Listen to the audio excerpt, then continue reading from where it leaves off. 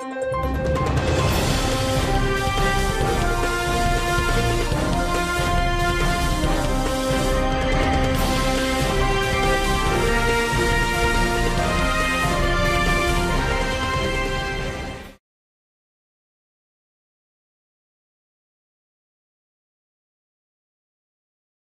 d'oiseaux rares et d'Agbeyomi comme le Messie, comme on veut nous le vendre. Agbeyomi ne peut pas être le Messie. Vous savez, le régime n'a pas peur de la candidature de M. Agbeyomi comme on cherche à nous le faire croire. Le régime s'en fout carrément de M. Agbeyomi Kodjo. Et le régime n'a même pas peur de la candidature de X ou de Y, de que ce soit Jean-Pierre Fabre, Agbeyomi, etc. Non, le régime est dans une logique, c'est-à-dire les coups de force. Et c'est ce que le régime répète à chaque fois. Et donc si aujourd'hui, à supposer que M. Agbeyomi gagnait peut-être ces élections, ce qui serait d'ailleurs difficile, et M. Agbeyomi gagnait ces élections, Agbeyomi ne peut pas prendre le pouvoir. Non, il ne peut pas le faire. Quand on dit par exemple qu'il a l'armée derrière lui, je dis c'est archi faux. C'est archi faux parce que si Agbeyomi avait l'armée derrière lui, Agbeyomi n'aurait pas fait la prison. Agbeyomi n'aurait pas été arrêté et envoyé à Kara. L'armée devrait aller à son secours pour le faire sortir. Et donc, on ne nous raconte pas ces histoires-là. M. Agbeyomi Kodjo peut être candidat. Ça, personne ne peut le lui refuser. Mais vouloir forcer cette chose-là, vouloir forcer cette candidature unique, c'est ce que moi je dénonce. On ne peut pas aujourd'hui forcer les autres à suivre M. Agbeyomi Kodjo.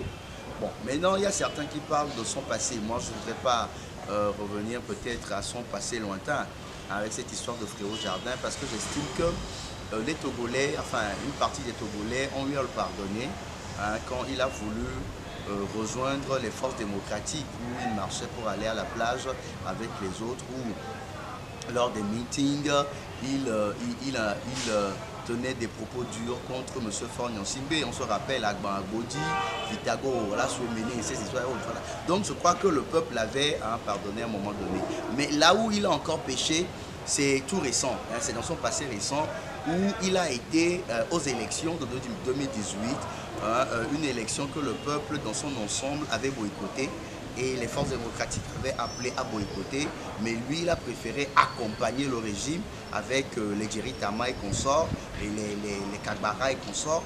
Et c'est là où il a péché, parce qu'il fait partie de ceux qui ont permis à ce que M. Faure Gnassingbé soit aujourd'hui l'empereur, ou je dirais le roi à vie du Togo, avec cette constitution charcutée qui s'est opérée tout récemment à l'Assemblée nationale. Et donc il fait partie de ceux qui ont charcuté cette constitution-là et ceux qui ont permis à M. Faure Gnassingbé d'être président à vie, d'être le roi tout-puissant du Togo.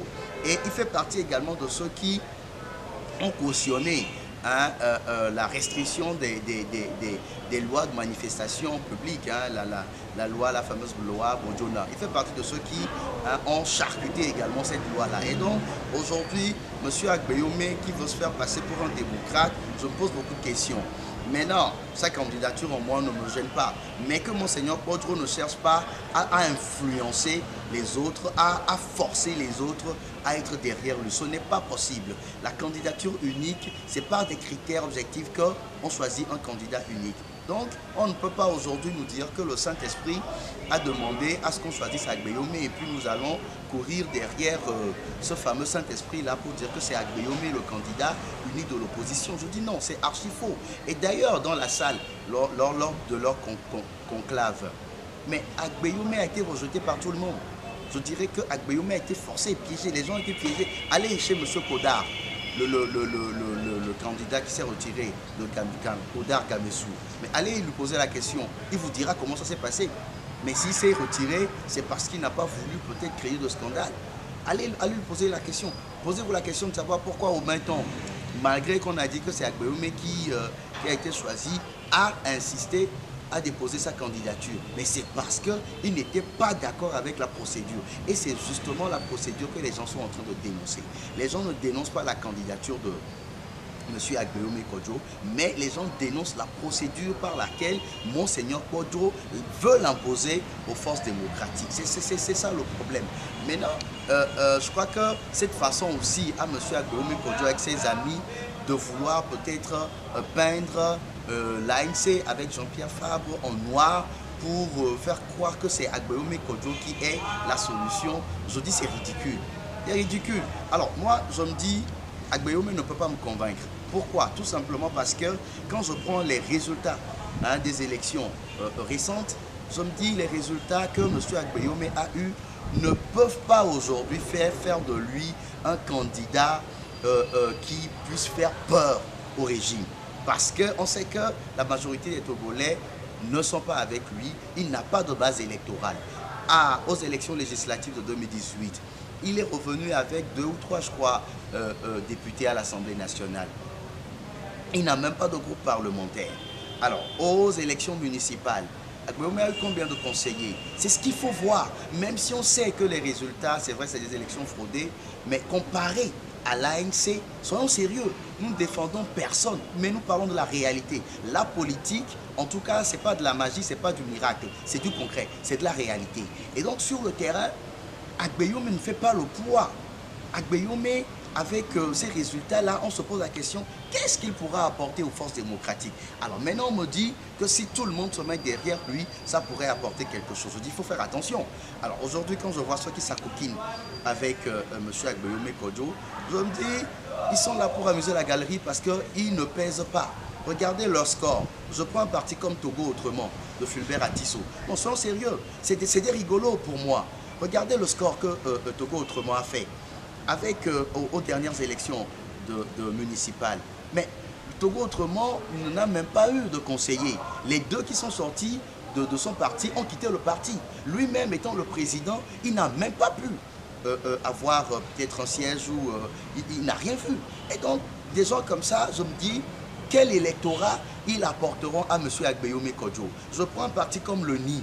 Mais soyons sérieux, combien de conseillers il a eu aux élections, dernières élections? Qu'est-ce qu'il a comme base électorale? Qu'est-ce qu'il peut apporter à M. Agbeome Kodjo? Si on me disait peut-être que les FDR ont apporté leur soutien à M. Agbeome Kodjo, je dirais que c'est déjà un plus. Parce qu'on sait que les FDR, c'est un parti quand même qui a une base électorale. Quand tu prends par exemple la CDPA, soyons sérieux, je n'ai rien contre qui que ce soit, mais la CDPA aux dernières élections, regardez les résultats qu'ils ont eus. Je ne parle pas des résultats de façon générale au niveau de la C14, individuellement. Regardez les résultats de ces partis. Et aujourd'hui, à cause de cette histoire de Monseigneur Kodjo et de Agbeome Kodjo, l'opposition est divisée. Même la C14 aujourd'hui est divisée parce que la majorité des partis politiques au sein de la C14 ne sont pas d'accord avec M. Agbeome Kodjo. Seule la CDPA a choisi de soutenir M. Agbeome Kodjo. Pourquoi? Dieu seul sait. Est-ce que parce qu'il y a des guerres entre Brigitte Adjamago et Jean-Pierre Fabre et que Brigitte Adjamago ne veut pas cautionner ou soutenir Jean-Pierre Fabre? Dieu seul le sait. Mais moi je dis, il faut qu'on arrête ça. Soyons réalistes. Avant de pouvoir faire quelque chose, il faut mesurer la force qu'on a. Et avec tous ceux qui sont derrière M. Agbeome Kodjo, je dis, ils ne représentent rien. Je ne le dis pas parce que pour les dénigrer, non, je parle de la réalité. Par rapport aux résultats des élections passées, ils n'ont rien obtenu. Et donc, quel est le poids de ces partis-là qui aujourd'hui disent qu'ils veulent être avec M. Agbeome Kodjo?